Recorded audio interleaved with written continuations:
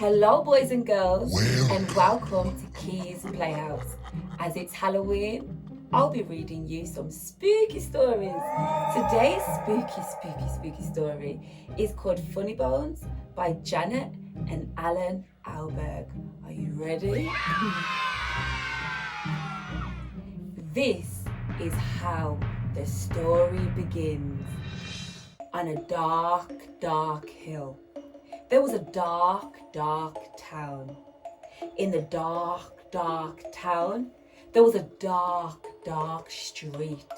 There was a dark house.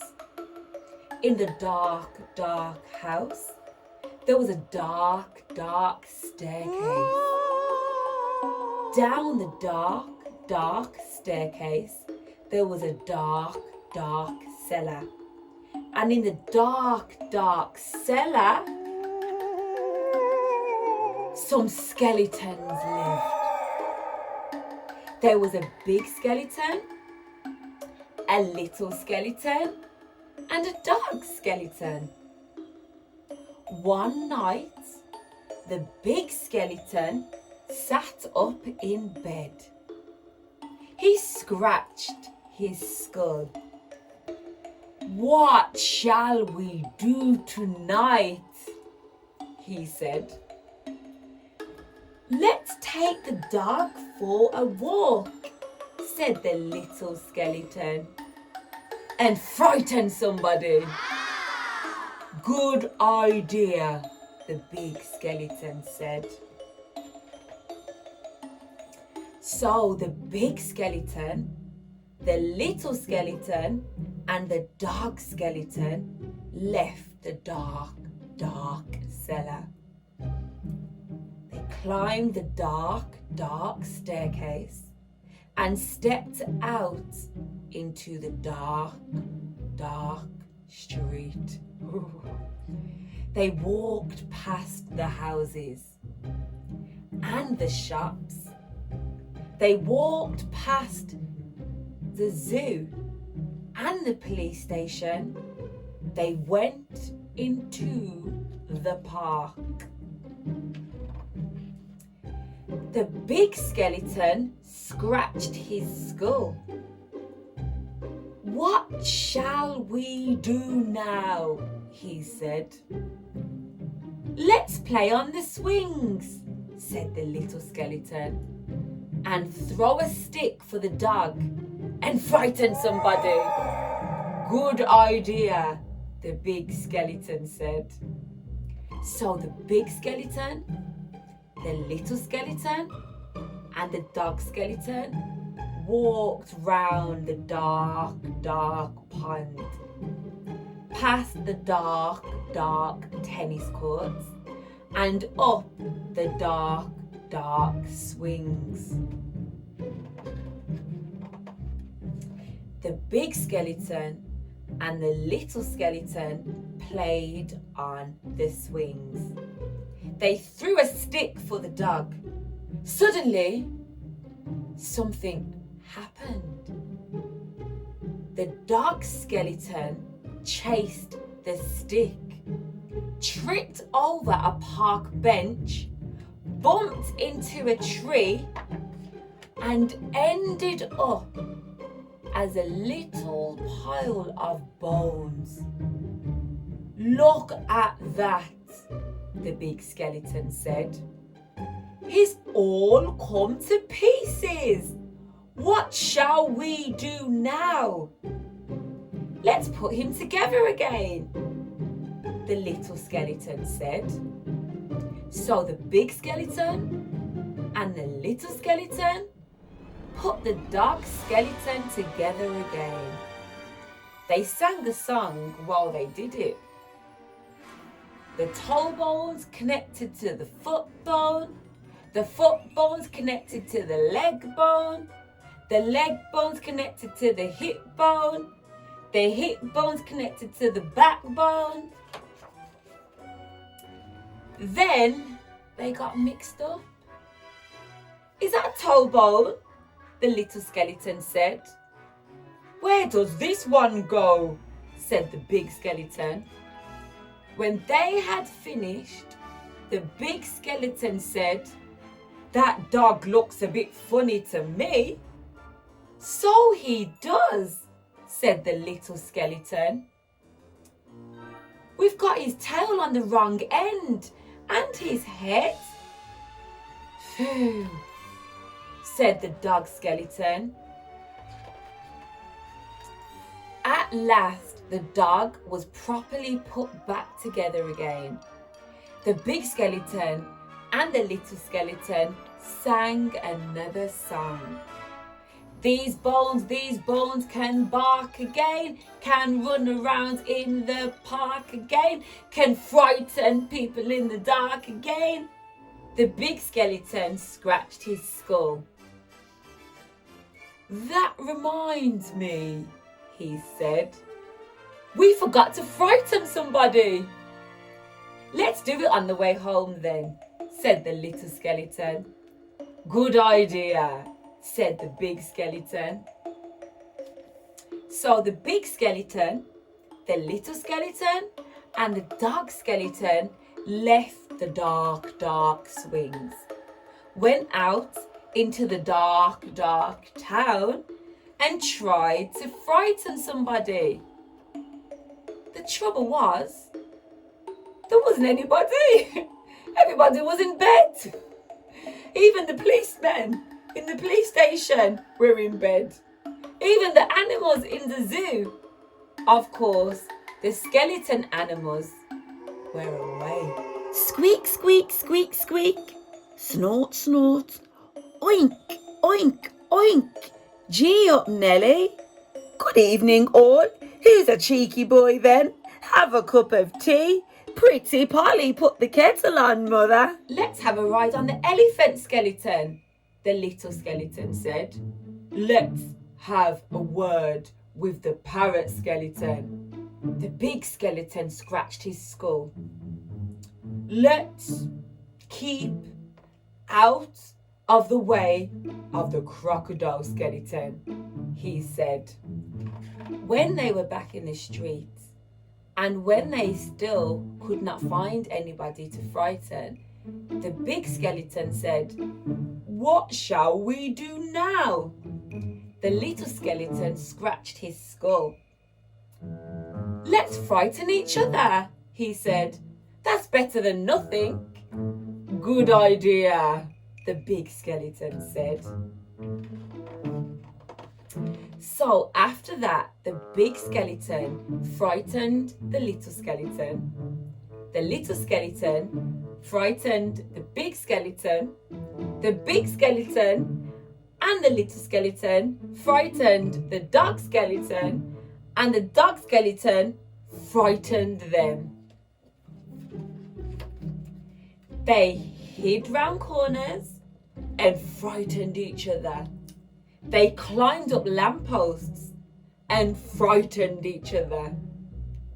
They jumped out of dustbins and frightened each other. All the way home. And that is how the story ends. On a dark hill. There was a dark town. In the dark town, there was a dark street. In the dark street, there was a dark house. In the dark house, there was a dark staircase. Down the dark staircase, there was a dark cellar. In the dark cellar, some skeletons lived. And they still do. The end. Today's spooky story is called Little Monsters by David Walliams. Are you ready? Once upon a time, there was a little werewolf with a big problem. His voice was really squeaky. Woohoo! Whenever there was a full moon, Howler howled so high, woohoo, that all the other werewolves howled with laughter. Ha ha ha ha ha. Howler hated feeling like the odd one out, so Papa Werewolf and Mama Werewolf sent their son off to monster school, where he could learn how to be frightening. But Howler found the school frightening. He wasn't sure who to be more afraid of, the teachers or the pupils. Howler took a seat at the back of the classroom. Suddenly, his teacher whooshed in on her broomstick, smashing the skeleton to pieces as she did so. "The first lesson of the day," announced Miss Spell, "is how to pull a scary face. Show me your scariest one." The vampire flashed his fangs. The ghost grinned a ghoulish grin. The skeleton showed a sinister smile. All eyes turned to Howler.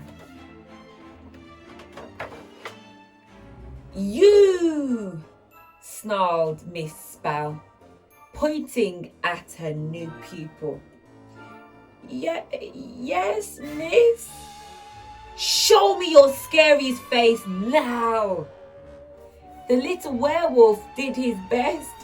He bawled out his eyes, waggled his ears, and stuck out his tongue. Instead of looking scary, he looked like he was blowing off. All the other little monsters hooted with laughter. "Ha ha ha! You couldn't even scare a fly," mocked the teacher. "The second lesson of the day is spooking," announced Miss Spell in the school hall. The witch ordered the mummy to stand still with his back turned. One by one, the little monsters did their best to creep up on him.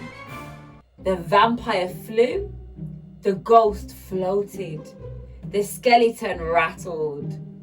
Finally, it was Howler's turn. The little werewolf was so nervous, he tripped up over his tail. Trip!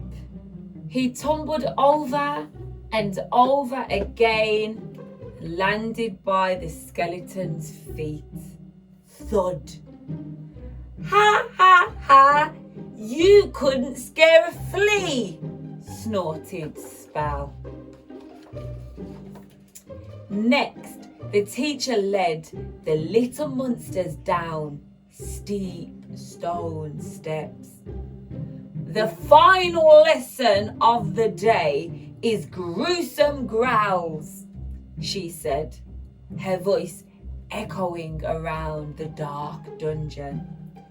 "Oh no!" thought the little werewolf with the squeakiest voice. "My worst nightmare!" "Hiss!" went the vampire. "Woo!" went the ghost. "Snarl!" went the skeleton. "Howler!" barked the teacher. "Your turn." But now!" demanded the witch. Tumbling with fear, Howler howled higher than ever. "Ooh!" "Howler," bawled Miss Spall, "you couldn't scare a nit. You're a disgrace to monster school. To the headmaster's office at once." "Howler, you will never ever be a monster," boomed Mr. Ogre. Please, sir.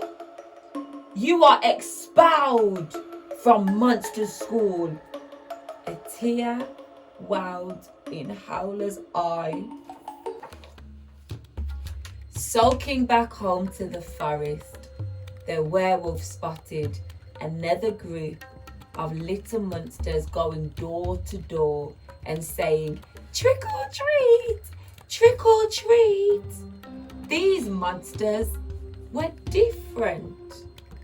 As he drew closer, Howler saw that they were little humans dressed up as monsters.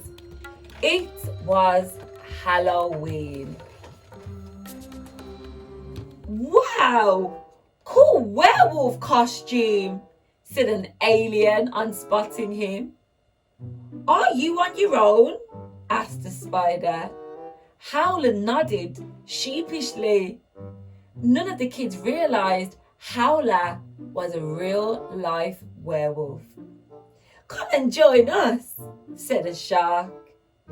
"Thanks," exclaimed Howler, smiling for the first time in ages. "You look so scary.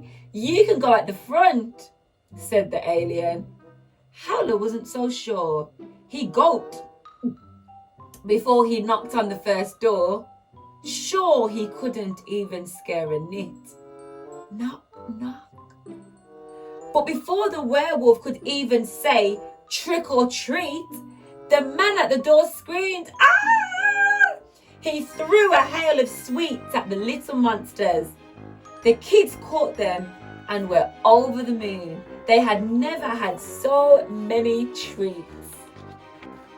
With Howler leading the pack, the same thing happened at house after house. "Help! No! Yikes!" Soon more and more little monsters from all over town joined in the fun. As no one dared to say trick to the little werewolf, there were treats for everyone. Now, it was late, and they'd knocked on all the doors. The little monsters were stuffed full of sweets and ready to head home to bed. But there was still one more person Howler was determined to scare. Can you guess who? "Just one more. Follow me," he said. Soon they had reached Monster School. "When I hold up my paw, I want you all to do your loudest howl," announced Howler. All the kids grinned from ear to ear. This was going to be fun. "Shh," hissed Howler as they crept into the classroom where Miss Spow was busy marking homework. Howler raised his paw and he led them all in the loudest howl. "Woo! Ah!" screamed the teacher, shooting out of her chair. Whoosh! She bounced off the ceiling, boing! She bounced off the walls, boing, boing! She bounced off the floor, boing! Before bouncing right into the headmaster who had appeared at the door. Wallop! "What is the meaning of this?" thundered Mr. Ogre as the little monsters helped him up. "It looks like I can scare after all, sir," howled Howler. The headmaster looked down at the crumpled witch by his feet. Miss Spow was out cold. "Howler, I was wrong. You are scary. May I welcome you back to Monster School?" The little werewolf looked round at the kids in costumes. No thanks. I'm going to stick with my new friends. And the little monsters broke out into a howl of happiness. Woohoo! What about Papa Werewolf and Mama Werewolf? They couldn't have been happier that their son was happy just being himself. Howler did go to school with his new friends. So when you are at school, have a look around your classroom. Sitting at the back, there might just be a little monster. It's cool to be the odd one out. Aww, wasn't that a lovely book? So, boys and girls, I hope you've enjoyed that book. This story, I need all of you guys to get involved because I'll be giving you some instructions and I need you to get involved. So this book that we're reading today is called There's a Witch in Your Book by Tom Fletcher. Guys, are you ready? There's a witch in your book. What a mess she's making. Wipe the mess away and turn the page. Come on, guys, we need to clean up all the mess. I need you to get your hands and let's clean up all the mess. Wipe the mess away. Phew. Thank you, guys. You've cleaned up all the mess. Now we can turn the page. Well done. You cleaned up the mess. But now the witch looks cross. I don't think she likes us unmeddling her mess. Watch out! She's about to turn you into a toad. Quickly, hold up your hand, guys, and block the spell. Hold up your hands. Quickly, guys, block the spell. Block the spell. Phew. You caught the magic in your hand. Well done, guys. What a cheeky witch. Let's teach her a lesson and turn her into something instead. Use your finger as a magic wand. Come on, guys. Use your finger as a magic wand and say these words. Magic this. Magic that. Turn this witch into a cat. The spell worked, guys. You turn the witch into a stinky little cat. Ew. But look, she has fleas. And they're hopping all over your book.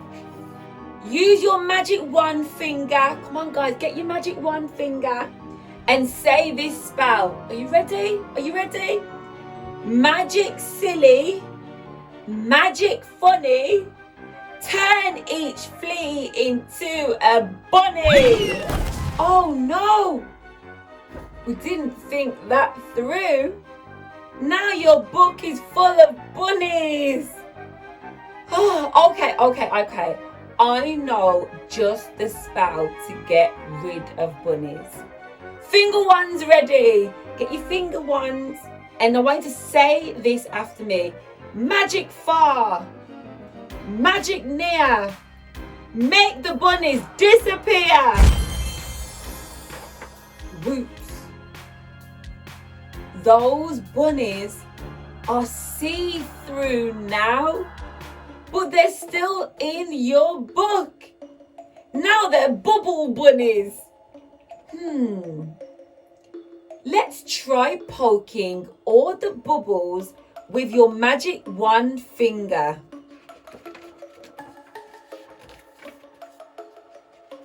Pop, pop, pop, pop. Ah! Those bubbles were full of slime. Now your book is even messier than it was before. Oh dear, this has all gone horribly wrong. If only we knew someone who could put everything right. Meow! Oh yes, The witch, of course. Do you think she might be more helpful this time? Let's try turning that stinky little cat back into a witch. Finger wands up, get your finger wands up. Repeat this spell. Magic scratch, magic itch. Turn the cat into a witch. Great! Witch is back, and I think she has a spell to help us. Will this clean up the slime?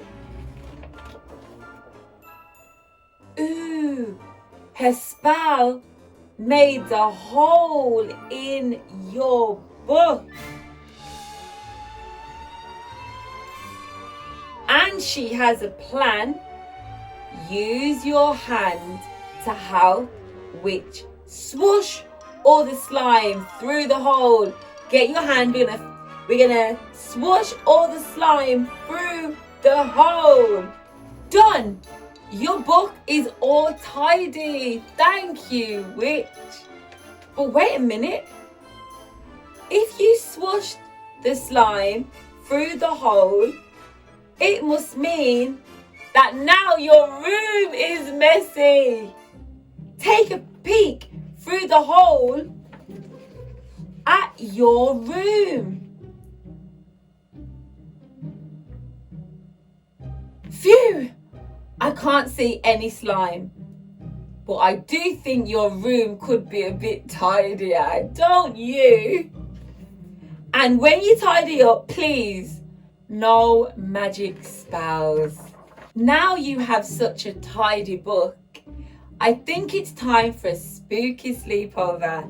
Shall we do one more spell? Shall we? Yes, okay. Use your magic wand finger to make some spooky sleepover guests appear. You ready? We're going to do a spell.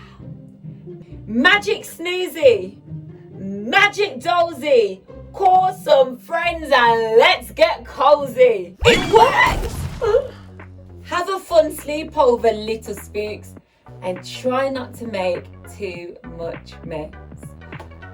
All right, boys and girls, well, thank you for listening to that story, and don't forget to like and subscribe.